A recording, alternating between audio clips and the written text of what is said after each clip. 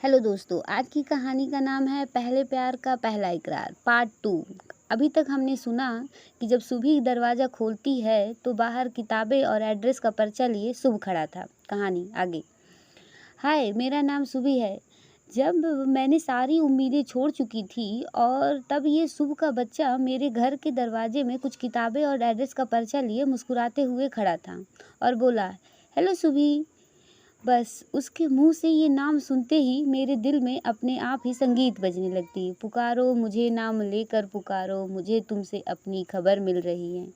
पापा अपना चाय का कप लिए दरवाजे तक आ गए। वो बोला, नमस्ते अंकल, मेरा नाम शुभ है। पापा पहले तिरछी नज़र से मेरी तरफ देखे, फिर उसको बोले, आओ बेटा अंदर आ जाओ। मेरे दिल में तो बस वायलिन बज रही थी उसे देख। मैं सोच रही थी बस अभी ये अंदर आकर मेरे पापा से मेरे बारे में बात करेगा और फिर शादी। तभी मेरी शरारती बहन कोहनी मारकर मुझे ख्वाबों से बाहर ले आई और अंदर चलने का इशारा किया। मैं अपने आप को धीरे से थप किया और फिर मैं कमरे में चली गई।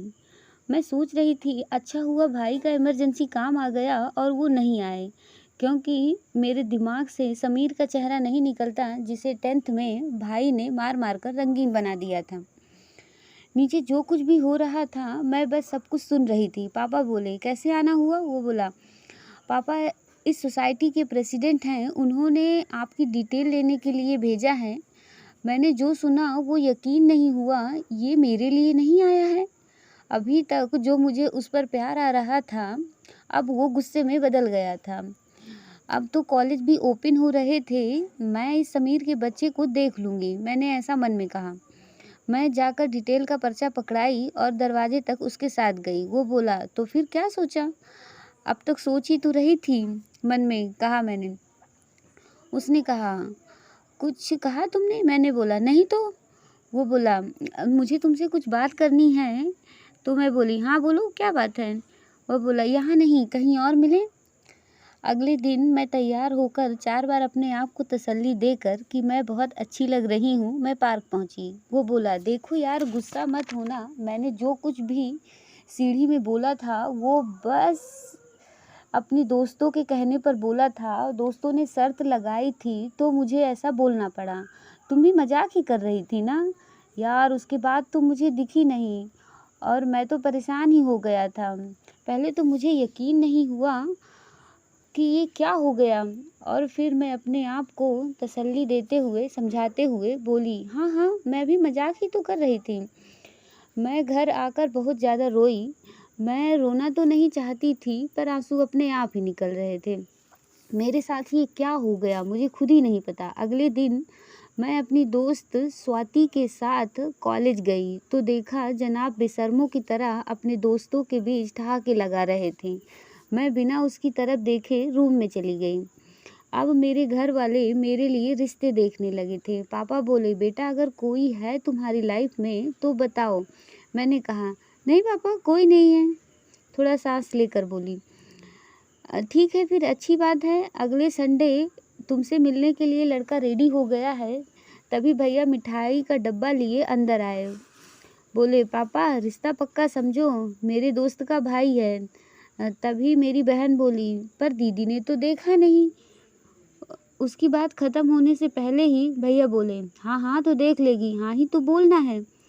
वो बोली, अगर नहीं पसंद आया तो तुम चुप रहो, अभी तुम बहुत छोटी हो, इन सब मामलों में तुम्हें बोलने की ज़रूरत नहीं। मैं चुपचाप कमरे में चली गई। खुद से ही बोली, अब शुभ और सुभी का क्या? वो तो मुझसे प्यार भी नहीं करता। अगले दिन जब कॉलेज जा रही थी तभी पीछे से शुभ आया। बोला, हेलो सुभी। हाय, मैंने कहा, यार हम दोस्त तो बन ही सकते हैं, मैं इतना बुरा भी नहीं हूँ। मैं बोली, देखो इसे इतना कुछ हो जाने के बाद बेशर्मों की तरह मेरे सामने खड़ा है और हाँ अब इसे मेरा दोस्त भी बनना है। मैं बिना कुछ कहे चली गई। सारे शर्म का ठेका मैंने जो ले रखा है। देखते देखते संडे भी आ गया। पापा बोले, टाइम पे पहुँच जाना, रेस्टोरेंट का नाम तो पता है ना? मैंने कहा, हाँ पापा आप टेंशन मत लो। मैंने येलो कलर का सूट पहना था और हाँ, मम्मी के कहने पर मैचिंग बालियाँ और बिंदी भी लगाई थी। मैं रेस्टोरेंट पहुंच चुकी थी। एक आवाज़ आई, हाय सुभी, मेरा नाम विवेक है। मैं सॉफ्टवेयर इंजीनियर हूँ आईटी कंपनी में। क्या लोगी, चाय या कॉफ़ी? सामने वेटर को उसने बुलाया। मेरे लिए एक कॉफ़ी। तुम क्या लोगी सुभी? मैंने बोला, चाय चाय पीती हूँ मैं। ऐसा नहीं था कि ये हैंडसम नहीं था। अगर ये कुछ महीने पहले मिला होता तो शायद मैं खुशी खुशी मिल रही होती। मैंने सामने देखा तो यहीं 10 मीटर पर वो खड़ा था जो मुझे चाहिए था। विवेक कुछ अपने बारे में बताया और कुछ मेरे बारे में पूछा। मैं पहले एक बार तिरछी नज़र से उसकी तरफ देख लेती और फिर जवाब देने लगती। थोड़ी देर तक यह सिलसिला चला। फिर विवेक बोला, सुभी तुम बहुत अच्छी लड़की हो, पर वो भी बहुत अच्छी है, मैं जिससे प्यार करता हूँ। मैं अपने घर वालों से नहीं बोल पाया। आप प्लीज़ इस रिश्ते के लिए मना कर देना। थोड़ी देर में विवेक चला गया। तभी एक आवाज़ आई, ये हैंडसम कौन था? तुम्हारा बॉयफ्रेंड था वो? तुम तो बहुत छुपी रुस्तम निकली। ये आवाज़ शुभ की थी। मैं बोली, पापा मम्मी की जिद पर बस मैं मिलने आई थी। नहीं, अभी कुछ फाइनल नहीं हुआ। तुम बताओ, यहाँ कैसे? यार कॉलेज में फंक्शन है तो बस वही डिस्कस कर रहे थे दोस्तों के साथ। तुम्हें पता है मेरी डांस पार्टनर कौन है? कौन? मैंने बोला, अरे तुम्हारी बेस्ट फ्रेंड स्वाति। बस मेरे लाइफ में इसी चीज़ की कमी थी। स्वाति वो लड़की थी जो शुभ से प्यार करती थी। मेरी ज़िंदगी एक सर्कस मंच की तरह थी जिसमें किरदार अपनी मर्जी से आ रहे थे और जा रहे थे। घर पहुंची तो पापा मेरा ही इंतज़ार कर रहे थे। बोले, कैसा रहा?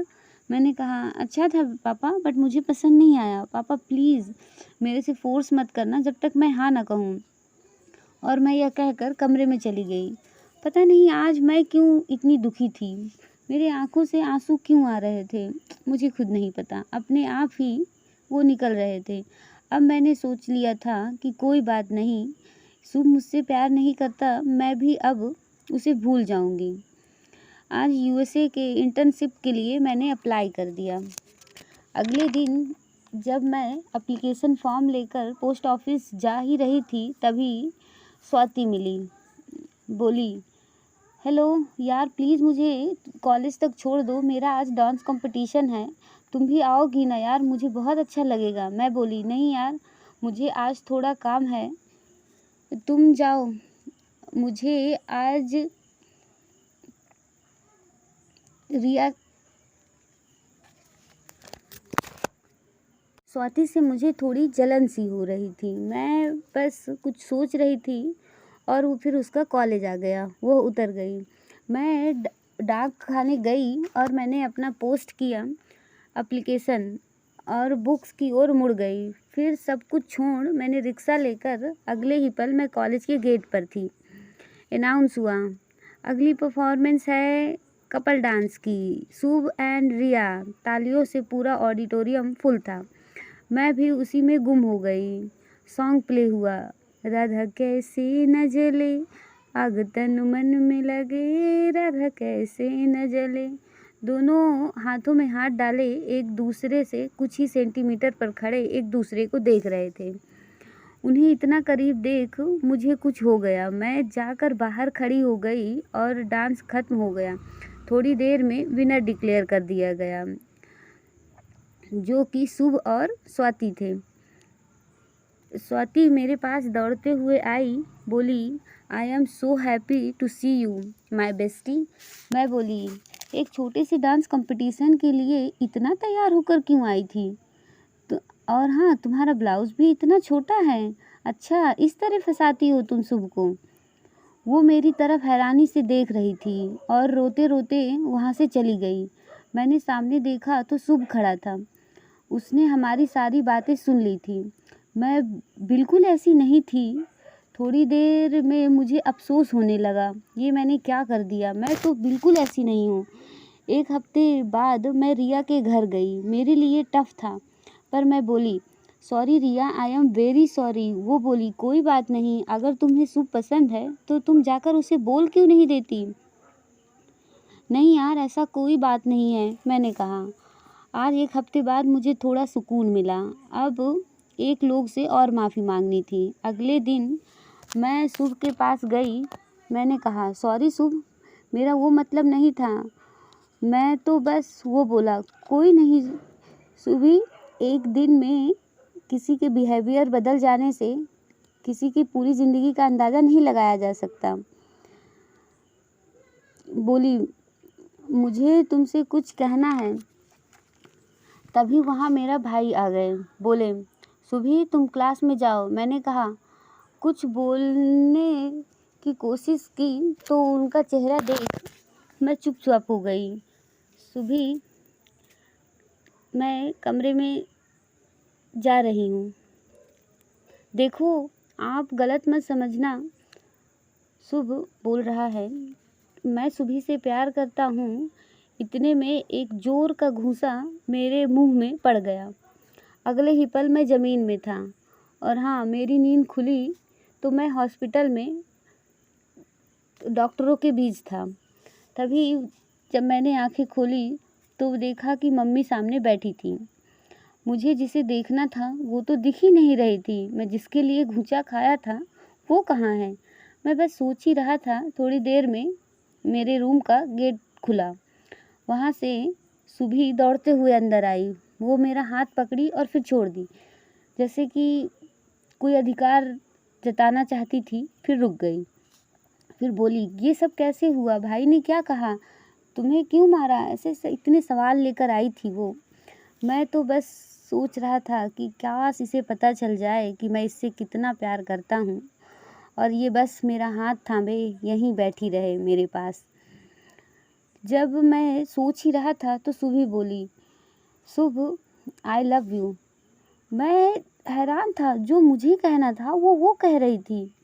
बस इतनी सी मेरी कहानी थी।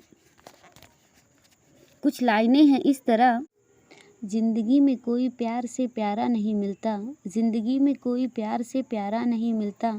जो है आपके पास उसको संभाल कर रखना, क्योंकि एक बार खोकर प्यार दोबारा नहीं मिलता। Thank you.